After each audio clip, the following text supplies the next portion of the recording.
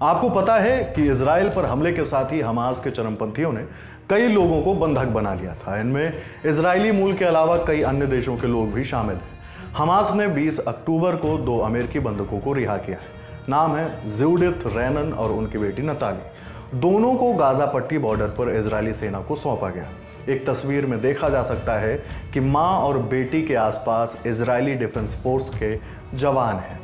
यह तस्वीर उस वक्त की है जब इन दोनों को हमास ने रिहा किया। आगे बढ़ने से पहले एक जरूरी जानकारी, अगर आप यूपीएससी सीएससी की तैयारी कर रहे हैं तो अनअकैडमी लाया है आपके लिए एक शानदार मौका। दीजिए अनअकैडमी कॉम्बैट टेस्ट 22 अक्टूबर को और आप जीत सकते हैं 100% तक स्कॉलरशिप और ढेर सारे इनाम। डिस्क्रिप्शन में दिए गए लिंक पर रजिस्टर करें। अब खबर पर आगे बढ़ते हैं। बता दें कि 7 अक्टूबर की सुबह जब हमास ने दक्षिणी इजराइल पर हमला किया तभी इन दोनों को बंधक बनाया गया था। इनके रिहाई की जानकारी इजरायली प्रधानमंत्री बेंजामिन नेतन्याहू के दफ्तर की ओर से दी गई है। 59 साल की जूडिथ और 17 वर्षीय नताली की रिहाई के बाद अमेरिकी राष्ट्रपति जो बाइडेन ने शुक्रवार को दोनों से फोन पर बात की है। इसके बाद उन्होंने ट्विटर पर इसकी जानकारी दी।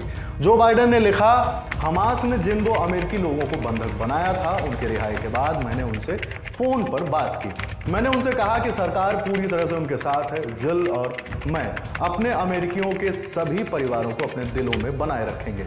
जूडिथ और नताली की रिहाई का ऐलान हमास की armed wing is all Deen Al Qasim brigade के प्रवक्ता अबू उबैदा की ओर से किया गया। इसके कुछ वक्त बाद ही इजरायली प्रधानमंत्री बेंजामिन नेतन्याहू की ओर से भी बयान जारी कर इसकी पुष्टि की गई। इन सबके बीच हमास ने कई अन्य लोगों को भी बंधक बना रखा है। अमेरिका के विदेश सचिव एंटनी ब्लिंकन ने क्या कहा है, सुनिए। But there are still 10 additional Americans who remain unaccounted for in this conflict.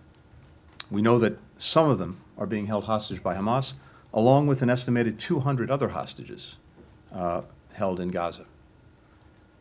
They include men, women, young boys, young girls, elderly people from many nations. Every single one of them should be released. उधर Hamas की ओर से कहा गया है कि फिलिस्तीन के तटीय इलाकों में आर्म्ड ग्रुप्स यानी हथियारबंद लोगों ने और 50 लोगों को बंधक बनाकर रखा है। वहीं यह भी दावा किया गया कि इजराइल की ओर से की गई एयर स्ट्राइक में 20 से ज्यादा बंधकों की मौत हुई है, लेकिन इस बारे में और जानकारी नहीं दी गई है। इन सबके बीच जो बाइडेन ने जूडिथ और नताली की रिहाई में मध्यस्थता के लिए कतर और इजराइल का शुक्रिया अदा किया। देश और दुनिया की हर खबर के लिए देखते रहिए द ललन टॉप। आप अपनी राय हमें कमेंट बॉक्स में भेज सकते हैं। शुक्रिया।